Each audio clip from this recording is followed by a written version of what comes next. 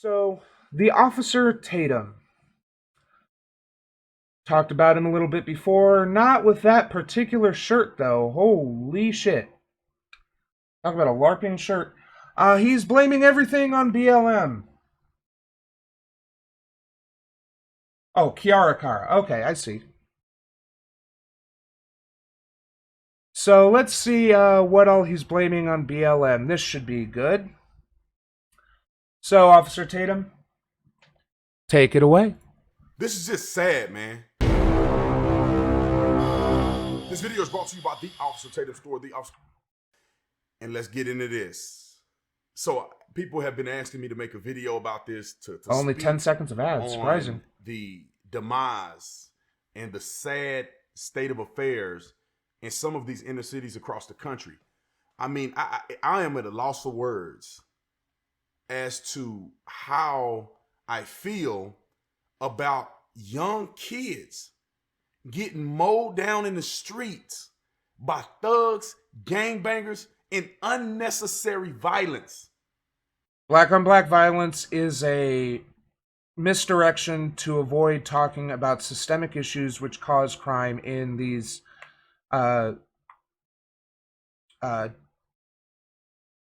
what's the word I'm looking for? These marginalized areas.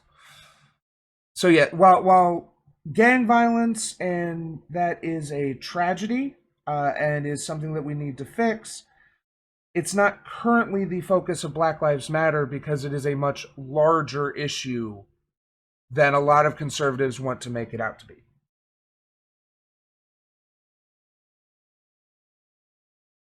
For someone who's had a loss of words about he talks a lot, though. True, Dodge.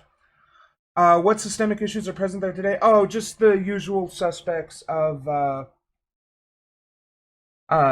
systemic racism, which means that they are disproportionately unlikely to be approved for loans or hired for jobs.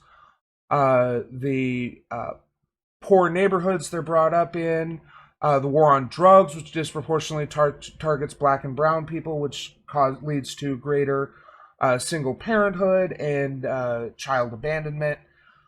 A number of systemic issues, which is a much greater scope than what BLM is focusing on right now, but they are issues that they are trying to correct. Go ahead, Kiara Kara. And the one that touched me the most is the Sicarius situation. The young girl who was in the backseat of her mom's car in Georgia, going close to where Rayshard Brooks was killed at. They got off the on-ramp. There was a barricade put up by BLM protesters. And as they were turning around to leave, shots started being fired. Initially, the government, the government's policies are definitely part of it, yes. Blacks aren't being oppressed. Give me one law still unaffected as discriminatory against black. Just liberty. Systemic racism doesn't mean that there are laws which specifically oppress. Yeah, I don't mean only government, no. But doesn't mean there are laws that specifically affect people based on their race. Systemic racism means that the system is structured in such a way that it disproportionately affects people of certain races by, not necessarily by its design, but by its effect. So, for instance, even if you have the most non-racist group of people in a system, in oh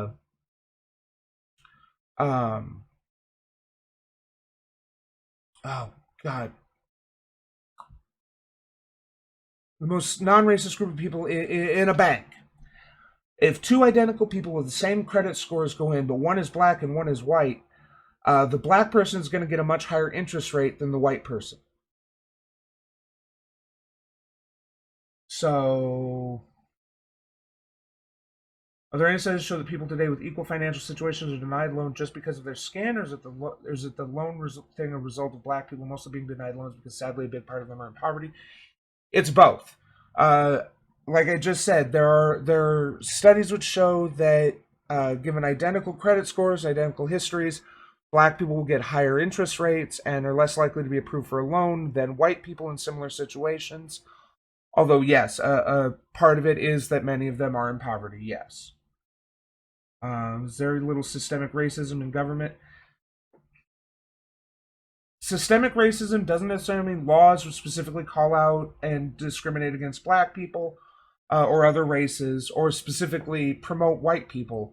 It's that the system basically disproportionately affects people of a certain race.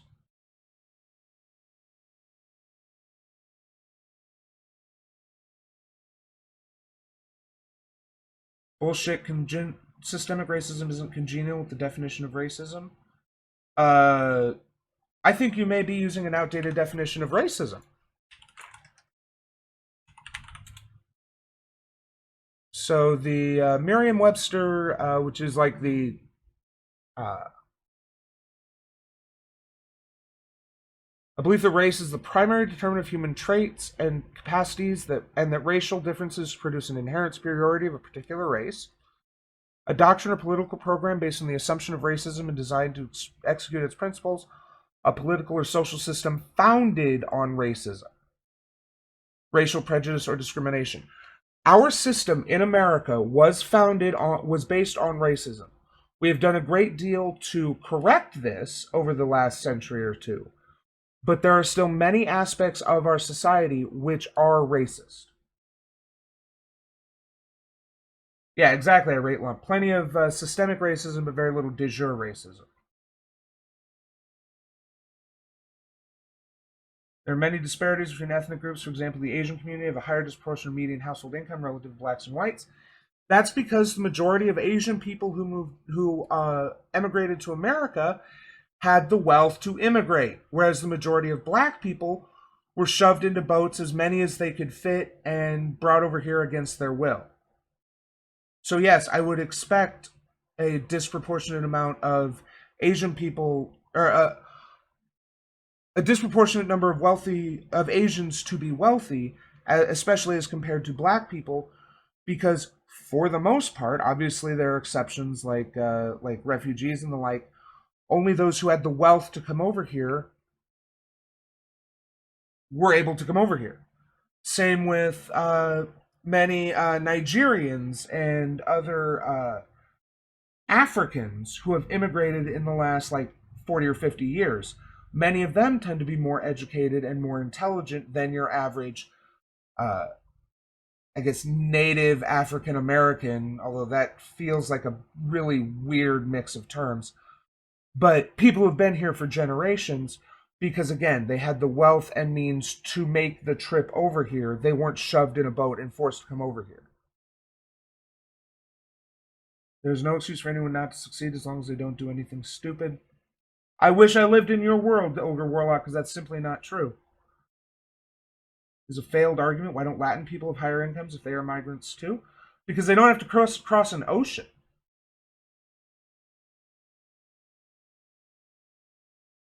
I'm talking about more recent migrants. And yeah, a lot of Latin people don't have to cross an ocean. It's a lot easier to immigrate if you're poor if you don't have to cross an ocean. You just have to walk, even if it's thousands of miles. Most Asians were already wealthy before settling in the U.S. Let's see here.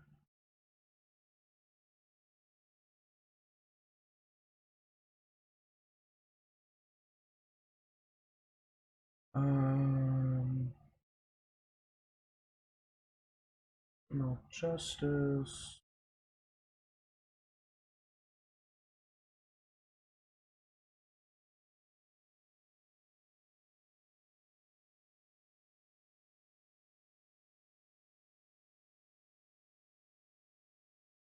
Let's see. Let me find what you're looking for there. Those Asian people are the same that were discriminated, maybe put in very dangerous labor life. Well, I'm talking about people who've immigrated recently as opposed to in the past. Because, yes, many Asians were put in dangerous labor camps, but that's still not slavery. Um,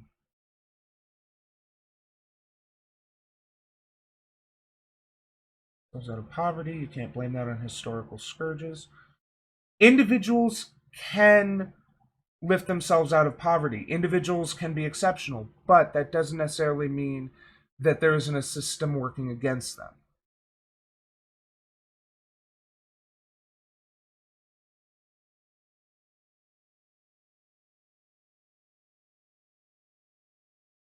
Yeah, exactly, next SVK. Let's see. Um,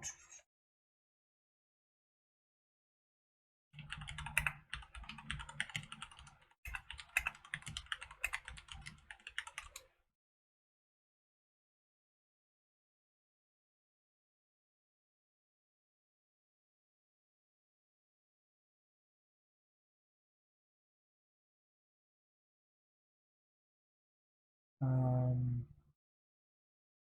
I can't find. Let's see, Pew.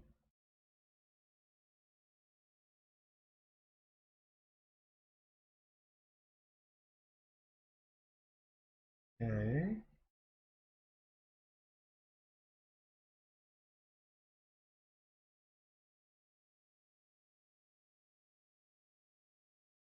So a lot of this is sort of inference. Um, so this is from the Pew Research. Uh, About half of Asians in the U.S. ages 25 and older had a bachelor's degree or more in 2015, a higher share than other races and ethnicities. This share varies greatly by origin group. Those of Indian, Malaysian, or Mongolian origin, for example, were more likely than other Asian origin groups to have at least a bachelor's degree.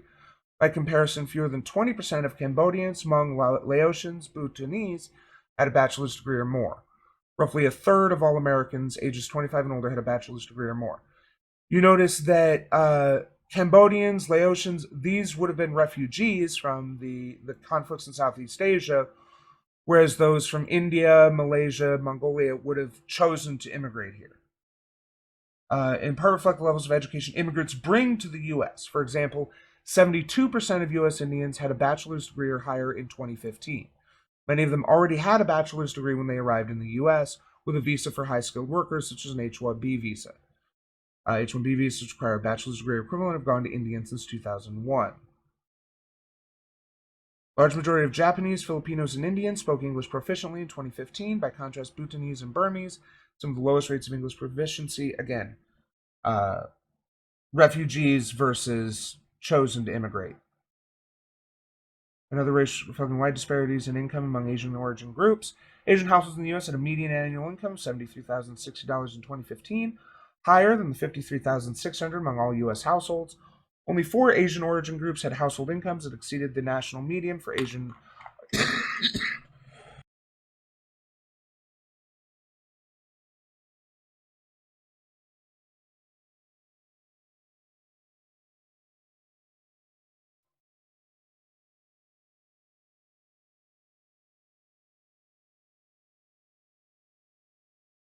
Let me catch up with chat here. Um,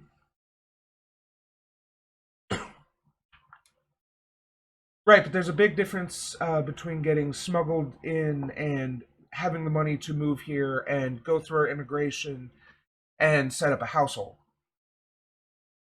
I know I'm not wrong though, Just Liberty. Asia costs between $400 and $1,200, according to the New York Times. Costs around $6,000 to be smuggled into the U.S. If the trip cost is more expensive for Central American migrants to get into the U.S., assuming they use a coyote. Uh, Take it easy, next SVK. People who immigrate legally have many more expenses beyond a plane ticket. True, Dodge. Yes. You know, it's possible for people of races to be certain to be successful and wealthy, and the other people of their race to still be oppressed, and even for wealthy people of oppressed races to still experience that oppression, although it is more rare. One-time cost, however, yeah, it was a good video. Reason did displaying the socioeconomic progress Asians have gone through.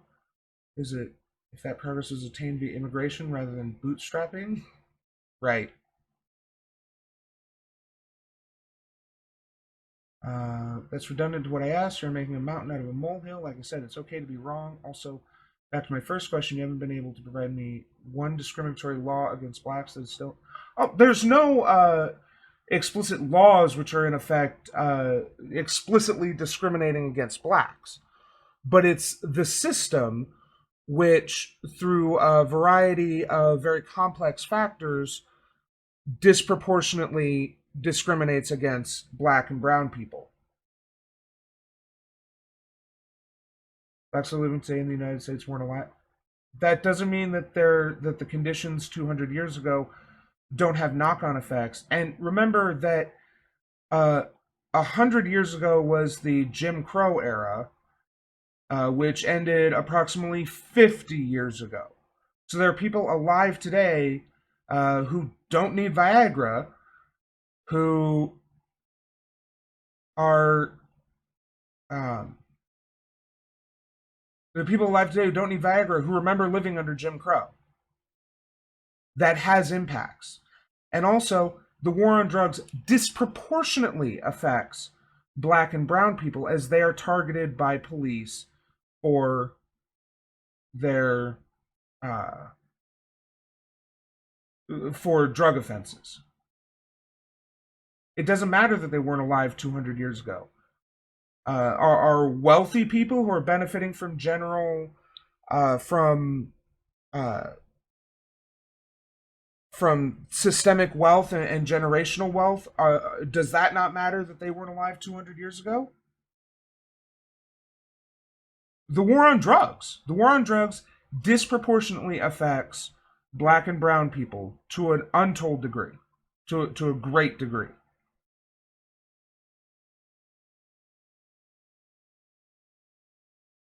What is your argument against people who say that being that a majority of the people that are poor on the US in the U.S. are whites, that the focus should be on increasing prosperity for the lower class, not putting the focus on race but class? They're class reductionists, Yarakara. I agree that there are more poor white people than poor black people, but the proportion of black people who are poor to the proportion of white people who are poor is greater. But if you just focus on class, then you're ignoring other ways that uh, conditions can influence it. Okay, so you generally doesn't mean all the time. So that means that just because it generally erodes within 3 generations, doesn't mean that it always does. But also, there are a lot of knock-on effects of generational wealth, which means that even if it erodes, it still has effects. And more importantly, generational poverty, which doesn't erode generally, uh, is also a thing which has greatly affected particularly black people.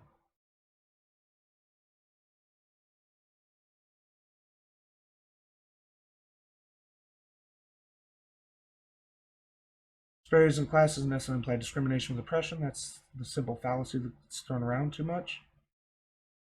Okay.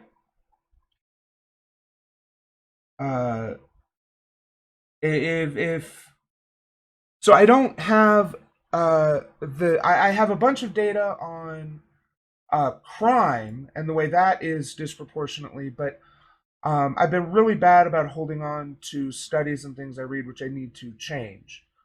But this is not my document. This is something someone else made.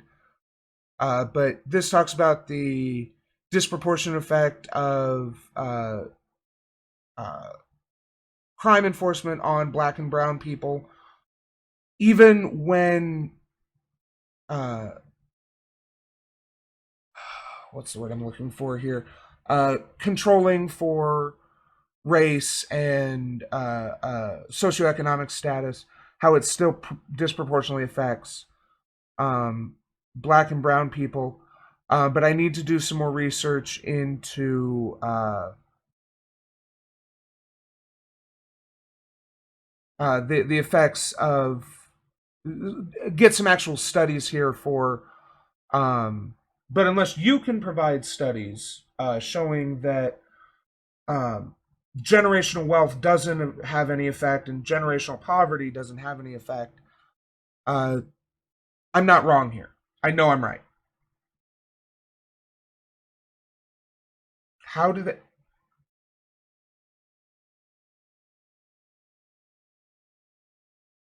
I honestly don't know exactly how they do that because I'm not a sociologist. But these are peer-reviewed studies. So either you're going to have to disagree with the bulk of sociological research, or you know, I mean, I can put the link for this if people want to look at the. Again, this is not my compilation. This is a streamer named Vosh's ultimate research document, which he's made available to the public. So,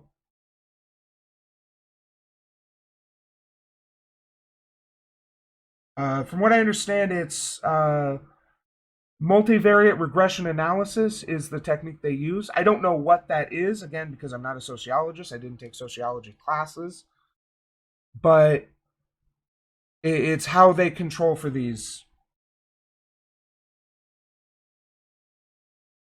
I agree. Collection and statistics are important.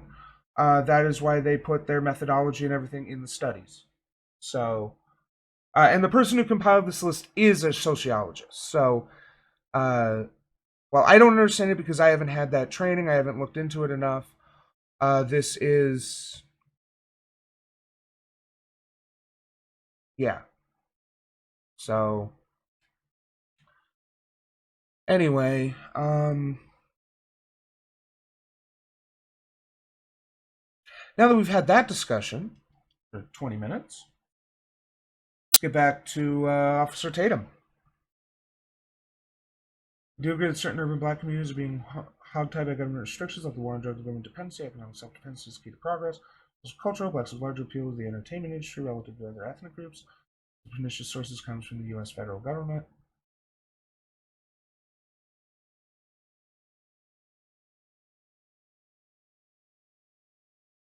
Uh,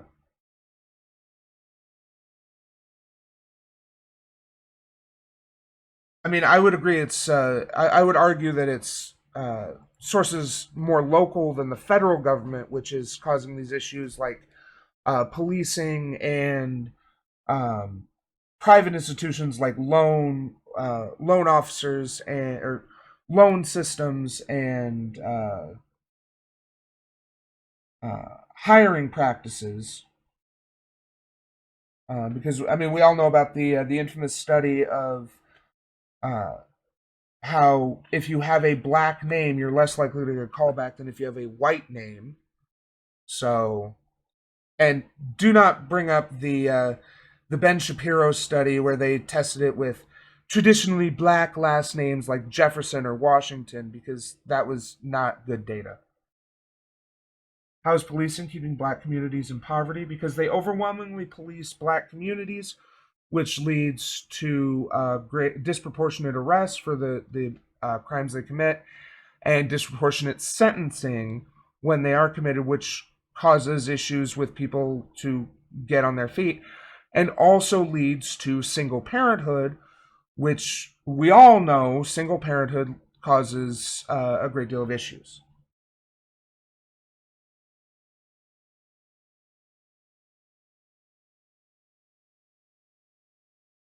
There's not one, silver bullet answer for all these issues.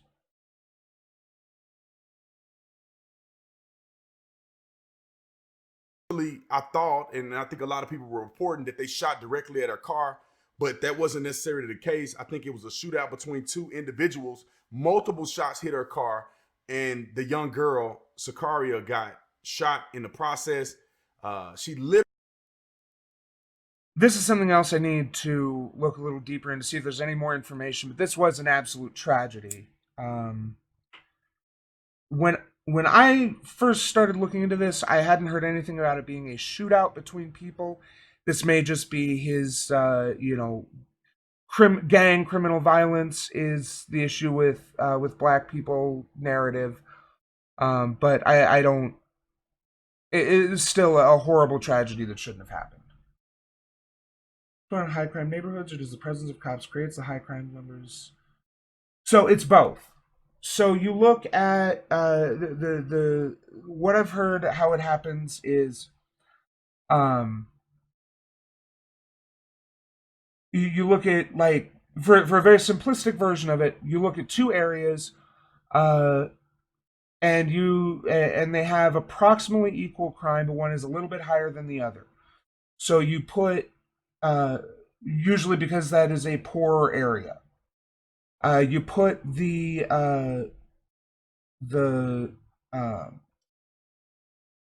you put more police on the poor area, thinking that will help solve the crime. Well, then a year later, you check the result, you check the stats, and suddenly the crime appears because they've caught more criminals, or they've caught more crime in the area. The crime has gone up in the poorer area because there's more police there, and it's this cycle where uh, slightly higher crime rate due to poverty causes more police presence, which causes more crime, which causes more police presence, causes more crime to be reported because police are there to catch it. Um, that's how this happens. Yeah, as far as I understand, crime has been going down for decades. True, irate lump. And Camden, New Jersey, uh, defunded and I believe disbanded their police, and their crime went down as well. Literally told her mom, "Mom, I'm hit." She died in her mom's arms. I mean, it, it breaks my heart to think about that because I have a child and I could not begin to imagine the feeling that I would have if some senseless nuts decide they're going to shoot each other, two black people shooting each other, and end up resulting in the death of my child. I wouldn't be. Let me see. Child shot in Atlanta.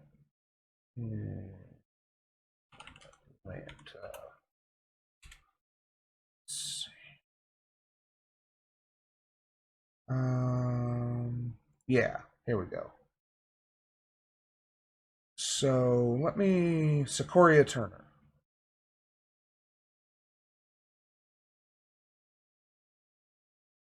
So I just want to see. There's a second person who just fatal shooting an 8-year-old girl released late Sunday as police search for at least two shooters believed responsible for her death. Okay.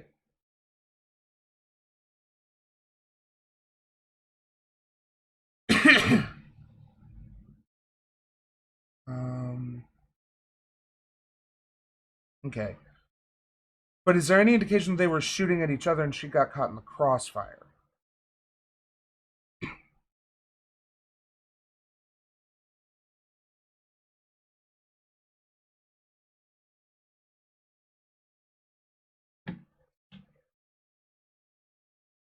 Fuck off, CNN. This officer killed Richard Brooks.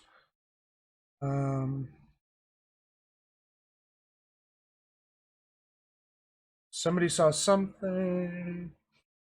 It wasn't in the street. So if you know something, say something. Anything, say something. Will be labeled as a snitch. Do what's right. What if it was your child? Okay.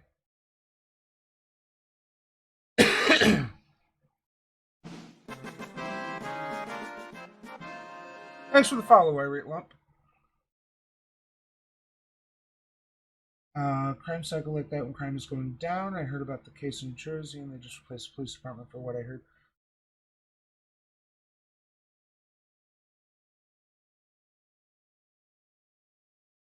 Yeah, I've read something similar, but they used a more decentralized police force. Yeah.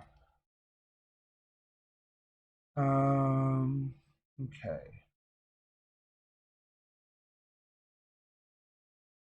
I'm in a red shirt and blue jeans. Okay. 20,000.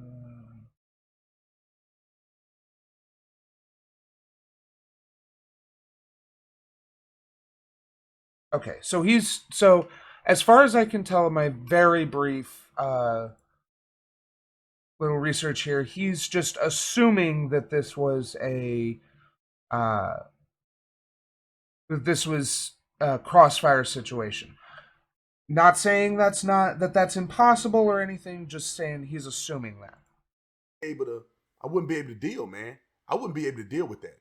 And so my prayers go out to her Thanks, Karakara. Have a good sleep. Take care.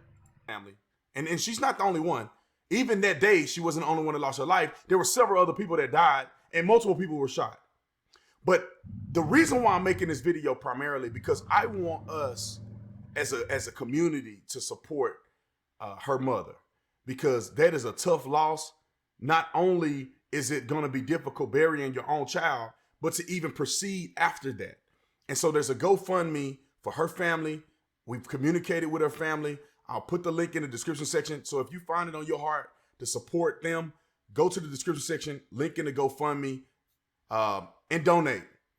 Let me say this, because I'm trying not to get emotional when I talk about this. And I'm going to talk about the other young people who have lost their lives to gun violence in the inner city.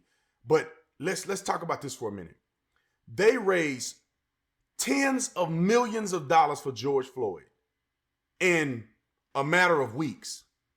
Last time I checked Sakaria's GoFundMe, it was at, I don't know, maybe $1,000. A young girl loses her life. Let's see where it's at now after this video has been up for like 3 or 4 days. Now it's at $272,000. So yeah. The difference is that George Floyd's name got plastered all over the news and all over social media, whereas this is a little less clear. Not to say that the family or this girl did anything to deserve to be shot at. I want to make this 100% clear. I am not trying to say that they deserved to be shot or anything like that. Absolutely 100% not. However, the difference is George Floyd was a national interest where there was a clear uh, bad guy and a clear miscarriage of justice, whereas everything is super unclear here. We don't know what happened that caused the shooting. We don't know if it was she got caught in a crossfire, which I think would be more tragic than if that she was specifically targeted. I don't think that anyone specifically targeted an 8-year-old girl, but the reason why they raised much money for George Floyd is, again, because they raised money for the Black Lives Matter movement, whereas this is specifically for one girl and her family. There's a little difference of scope there. But I'm glad to see that that the family is getting a significant amount of money to help with everything to do with this. Because Trump is their man. They only get $2,000-$3,000. This $272,000. Granted, this is 4 days ago, so sure. Grown man who made poor decisions on his part that led him in the position to be in the interaction with this police officer. And none of George Floyd's prior poor decisions, say that 3 times fast, justified his killing. Even if he was some heinous criminal, which he wasn't. In fact, if I remember correctly, his rap sheet has been clear for the last 10 years, so he's been trying to do right, be straight. Even if he deliberately paid with a counterfeit bill, that still didn't justify his death. Going to jail? Yeah, okay. He was under arrest. And I've had some people tell me that he was violent and banging the seat when they put him in the squad car. That's why they pulled him out and put him down on the ground like that, which, okay. If you need a different way of transporting him because you can't drive with him banging on the seat, then let him sit in the car, let him sweat in that uncomfortable... I've been cuffed in the back of a car before. It's not comfortable. They're hard, at least the ones in my area are hard plastic seats. You're cuffed behind your back, so you're sitting on your hands. It's not comfortable. Let him sit in there and sweat it out in the Minneapolis heat, and then when the appropriate vehicle comes, transfer him there. There's no reason to put him on the ground and put your knee on his neck for 9 minutes. I'm sick of this fucking narrative. He gets millions upon millions upon millions of dollars. What about Sicaria's family? What about her mom and dad? There was an innocent little girl. And where's Black Lives Matter? Where are y'all at? Can't even get no real money raised for the girl. $272,000. It just breaks my heart, man. It makes me so frustrated, man. And that's not the only situation that has happened. There, in a span of, I think, 2 weekends, we had 9 kids whose lives were taken just randomly. Fools doing drive-bys at barbecue. Is this just going to be like 15 minutes of him talking about black violence? Because, yeah, we know poor men commit the majority of violent crimes in the world. Doesn't matter, black, white, Asian, doesn't matter. Poor men are the most likely to commit violence. This is a statistical fact. And given that the majority of black people are poor black men commit a lot of violence. This is a systemic issue that doesn't have anything to do with black people being more violent or more prone to criminality due to some inherent genetic makeup. This isn't the warrior gene bullshit. This is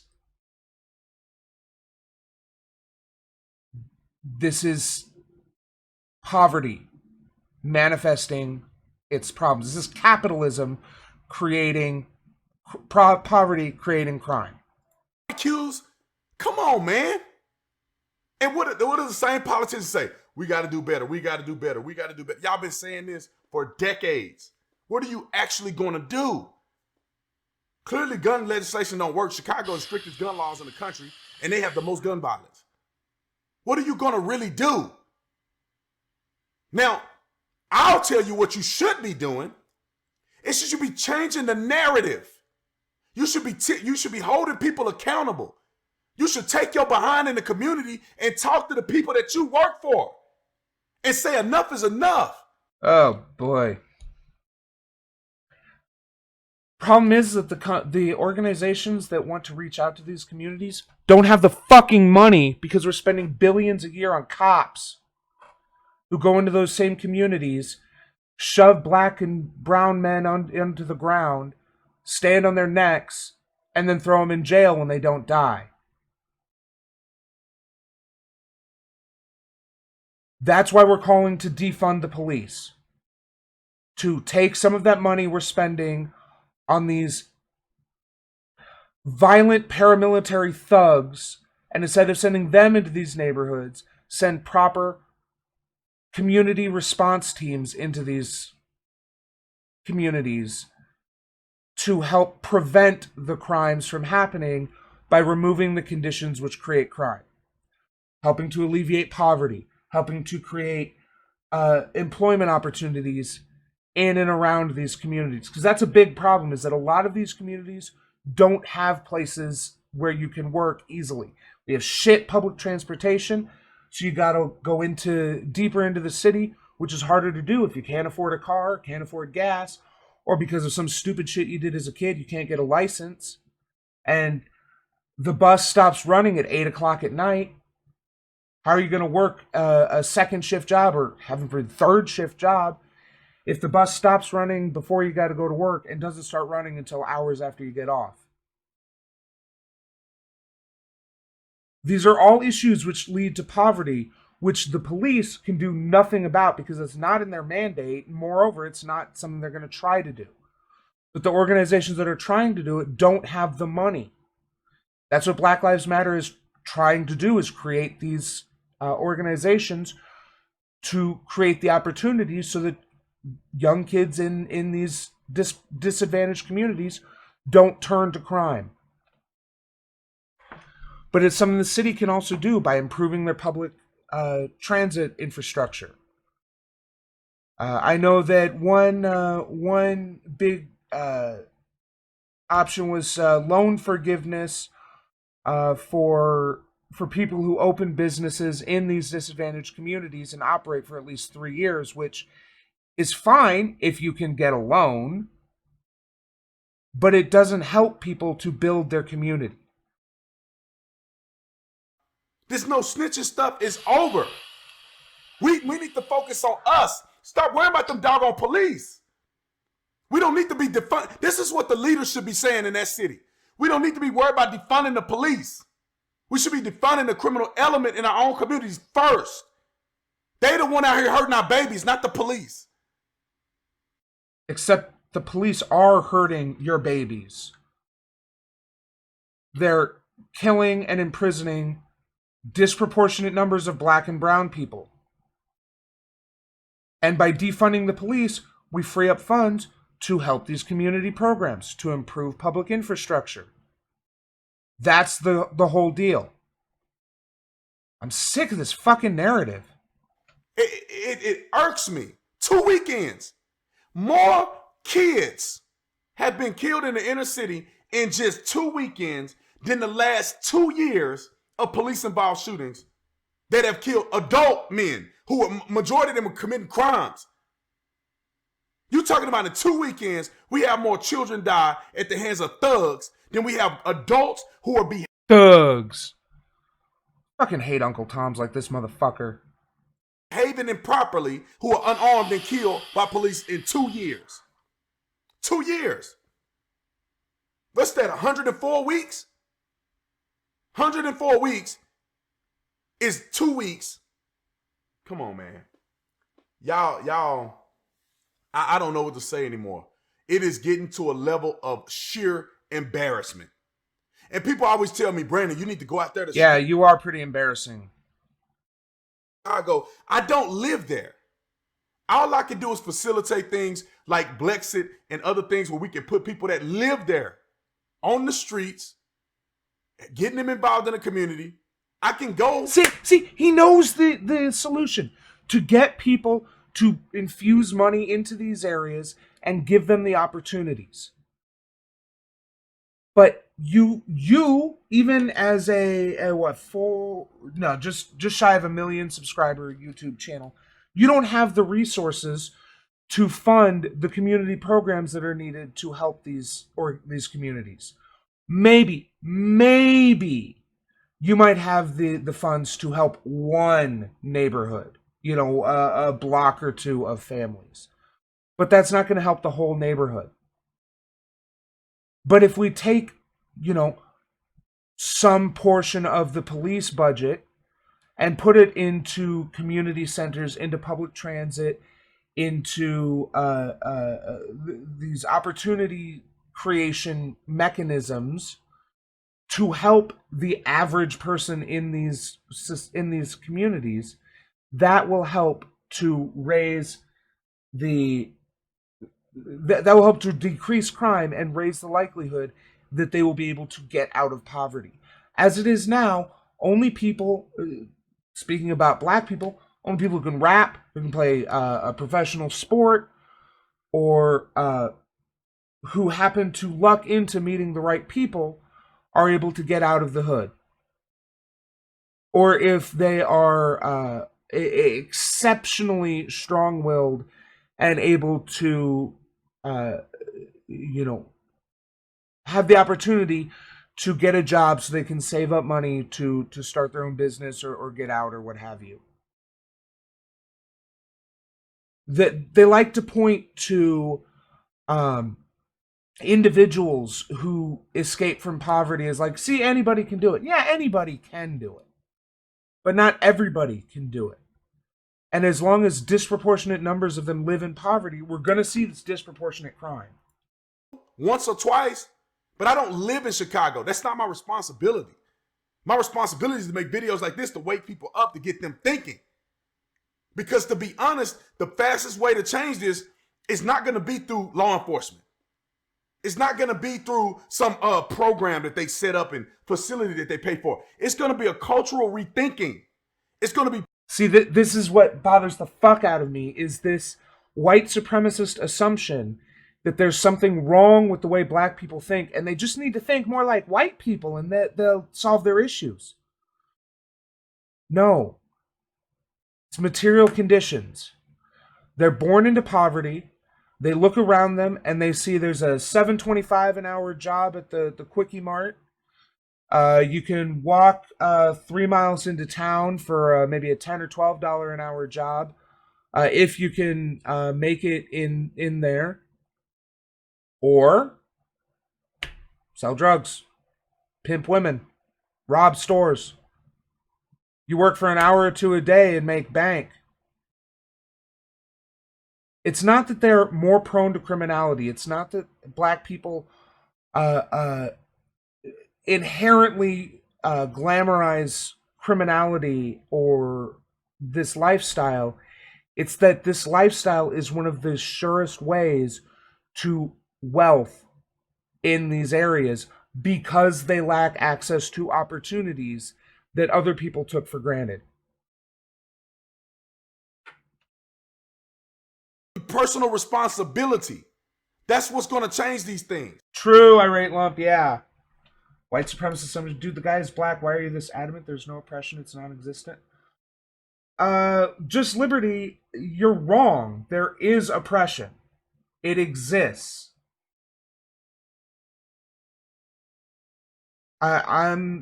It's okay to be wrong. You got people out here doing it to these kids, and they ain't nobody even snitching. They know who did it. They know who killed these kids. They ain't nobody snitching. This is what happens if they snitch. Yeah, someone gets in trouble, but then it eventually gets back who snitched. And then their whole support structure that they've been surviving on evaporates. Even if they don't get beat up or killed for snitching, they still will essentially die a social death because no one will associate with them because they snitched. Snitching. It's going to have to be personal responsibility. Now, before anybody get on the bandwagon and say, you're just wrong. There's a lot of people saying that black people are more predisposed to crime. That is a common argument. And I don't even think that he's really making... He's kind of making that argument here that they need to change the culture, that they need to change the mindset, because he's implying that the black mindset predisposes people to crime. But I agree that generally that a lot of people aren't making that argument, but a lot of people are making that argument.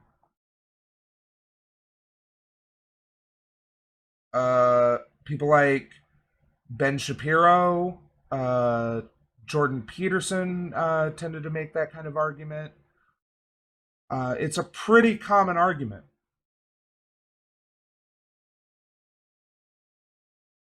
Look up the warrior gene. It's not cultural. It's not cultural any more than white people's predisposition to country music and being wealthy is cultural. No, it's unique to the black community. I name a white Chicago anywhere. Name a white community that have the as many shootings as Chicago. There's nowhere close. Nowhere close. I was a police officer. I patrolled the trailer parks. The gang violence and gun violence is nowhere near what it is in the black community. Now, they have their own issues, but the gang violence is unique to the black community. That goes into why gangs are formed, which is community defense, and morphs into criminal elements. And I would have to look into white gun violence, but I would be surprised if majority white impoverished communities have significantly less violent crime than majority black. That would actually surprise me if that were the case. Community, black and Hispanic community. In the case of Chicago, it's majority black. Name a rash of violence in the white community. Because again, it's not black or white, it's wealthy and poor that is the major determinant of crime. That has led to the death of so many kids. And all y'all want to talk about, oh, the school thing, when the kids go into school, y'all know what I'm talking about. There's more kids losing their... No, they haven't explicitly said that, but their arguments make that clear that that is their position. If you only go by the explicit words people say and don't look into the meaning behind those words, and I can't find people saying. But when they say it's the culture, they need to change the culture, then they're saying that they're predisposed to crime or violence. When they talk about black people glorifying crime, like that's something that they do naturally and not because that's how black rappers and whatever grew up and that's the life they grew up in, so that's what they glorify, then that's like, just because I can't point to a specific person who is, and there are plenty of smaller people who have definitely made the argument, who I've heard, I can't think of their names off the top of my head, who have made the argument that black people are naturally predisposed to crime. Doesn't mean that it's not a very, very common white supremacist talking point. Life on the streets in Chicago alone than any school situation that has happened. But nobody want to talk about it. Nobody want to be honest about it. We got to start being honest, ladies and gentlemen. We got to start calling it for what it is. We got to start putting our money where our mouth at. And we need to donate and help out Sakaria and her family. Now, Tyler Perry said he was going to pay for... This is another issue where they boil it down to individuals and how we need to help out this individual. And while that does help that individual, and I'm not trying to take away from people who help, like Sakaria, there's also the fact that all you're doing is putting a Band-Aid on a systemic issue.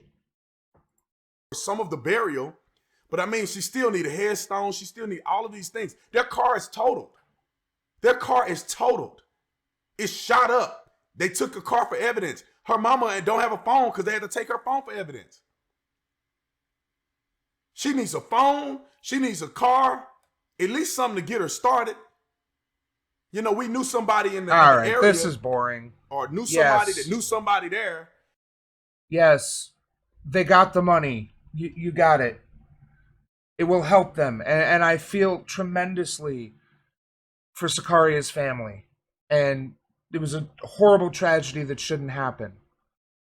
But it's not because black people are more violent or because their culture is more violent and they need to change the culture, because they're poor, because they lack opportunities. It's really as simple as that. It really is. Now, there's a whole mess of complexities behind that simplicity. But it's still that simple. There's a whole mess of complexities behind fixing that simple issue. But it is still that simple. Hey, thanks for watching. Hope you enjoyed the show. Remember to like, share, and leave a comment because it helps me. Subscribe and ring that bell to help you. Thanks, and we'll see you next time.